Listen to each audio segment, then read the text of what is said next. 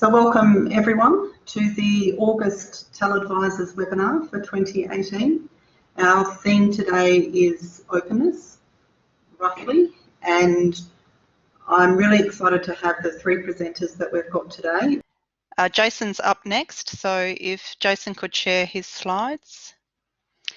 So Jason Weigel is the GovHack Australia Limited Chair this year, and full disclosure, I've been involved in GovHack last year, and this year I'm working with the Director of GovHack for the NT, and so my interest in GovHack has been growing and developing, and so I've invited Jason along today to explain a bit more about GovHack. Go for it.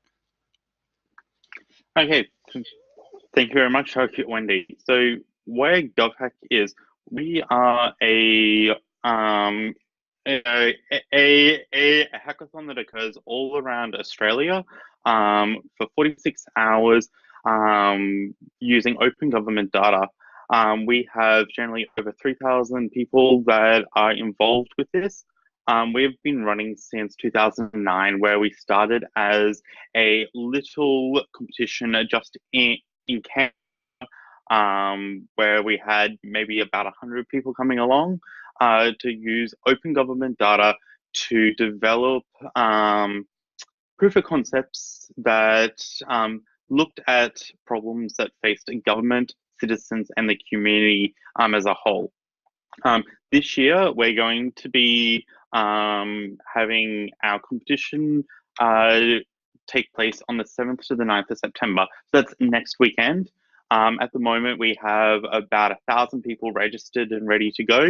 And generally, we'll get the last 1,500 coming in the last week of registrations. Anyone's able to compete in this. We're mainly looking at how people can utilize open data for making something interesting. So what is open data in this sense? So similar to what Tim was saying, a lot of data gets released, but a lot of it's in PDFs. PDFs aren't very useful.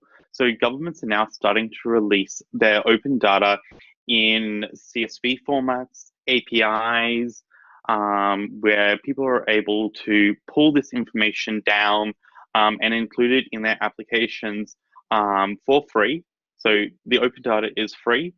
They generally have licenses such as an MIT license or a Creative Commons license, so anyone's able to utilize it. And it needs to be computer readable. Can I turn my, yes. Oh yeah, so anyone is able to utilize this open data for it. Where this data exists is on open data portals such as data.gov.au.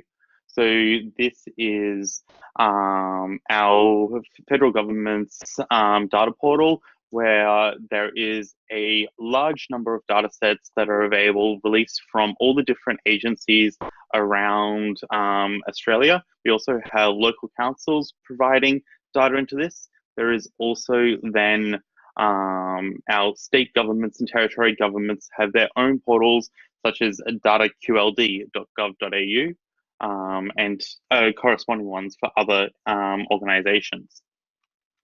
So there's lots of data on here. The tools on here can allow you to identify how you can bring this into your web applications or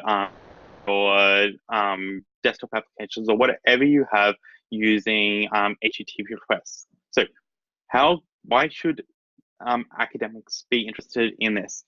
In my university, at the University of Queensland, we are actively teaching our university students how we engage with open data APIs as a way of developing real-world applications to solve real world problems.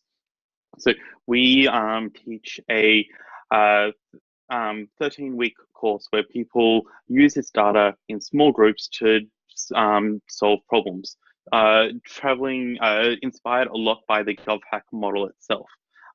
We also have that I'm aware of at the University of the Sunshine Coast, we have students that are being actively encouraged as a part of their coursework to join in GovHack. So, but what does happen at GovHack? So, our sponsors from all around the country provide challenges which look at trying to solve a problem that's facing society or their agency or the general public as a whole. In the challenge, one of the requirements is that they utilize open government data, generally from the sponsoring agency. They will have 46 hours to develop a proof of concept. So this is could be an application as a web-based thing. It could be a physical thing such as a maker project. And then they need to develop a video which describes how they actually used this data, what they've created, and link it back into challenges to explain how what they've done is useful to society. So who actually competes in these? Anyone is able to compete. We have anyone from an individual all the way up to groups of 10 competing in this. We have people that utilize all different skill sets. So it's not just the tech heads, it is not just the data people, it's tech, data, creative, problem solvers, facilitators, storytellers. Everyone is welcome to come into this. We get our primary audience is university students, but we have had people as young as 4 years old competing in GovHack. That's right, I did say 4. In our event at Logan in Queensland, we had a really young audience competing in this, all the way up to a 7-year-old at another site. Both of these went on to win these. Anyone compete,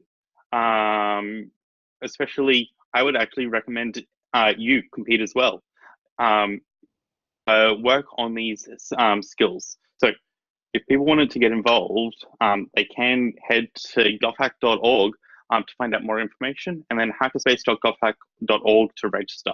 We have 28 sites all around Australia this year for people to come in and visit. You can also compete remotely. Australia is such a wide place that people can potentially enter from. So where we don't have a physical location, you're more than welcome to compete remotely. But so thinking, yes, never too late. Registrations close like on the sad day of the actual competition. So you can come along, see what it's like, and you actually, I want to compete in this as well. But as an academic, why should I be interested in this? I like this because I can actually get students trying to look into data. At the moment, data that is released by the government is generally in endless tables, and it means not a lot to the general public. So getting students involved, they can be doing stuff with real information, not just some a data set that is produced by an academic such as myself to go, hey, can you try and solve this problem with this fake data? That doesn't really work. You're actually getting people to explore the real world. So I'm going to jump into questions because my information is quite short, but I would love to answer any questions people have about why they should be interested in this or what's going on. Thanks, Jason. I'll wait for some questions to come in. I did ask if there was anyone else using open data in their teaching. There was only one response from University of Melbourne, so I'd be interested to have other people share that as well. Yeah, I am aware that not just in the university level, we have in secondary schools in Queensland and the ACT are both using open government data as well. to get people involved in this as well. So just a question from Colin there. Have there been real world projects that have come from this? Yes. One of our big success stories is IP Nova.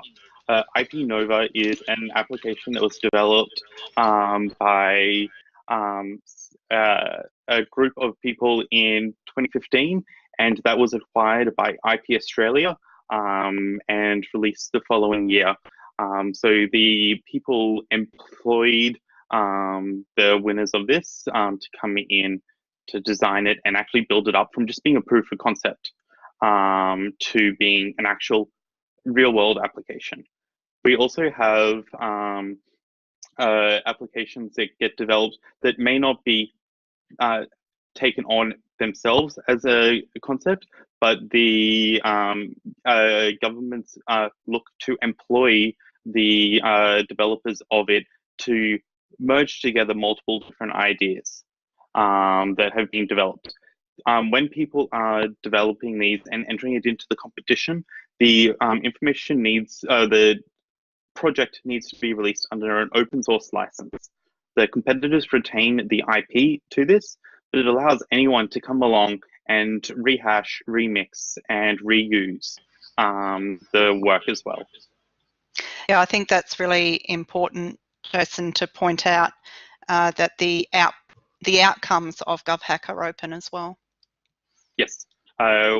We take in open data, we generate open projects. Just another question in the chat there.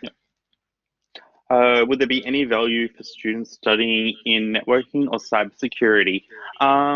Yes. I would say that it's open for anyone. A lot of our challenges are around how these data can be reused in ways to solve real-world problems, but a real-world problem is cybersecurity as well. So it's how this data can be protected. One of our challenges last year was looking at how to anonymize open data or non-open data so it can be released as open data. So for this, the other networking would be looking at how you could do some crowdsourcing information.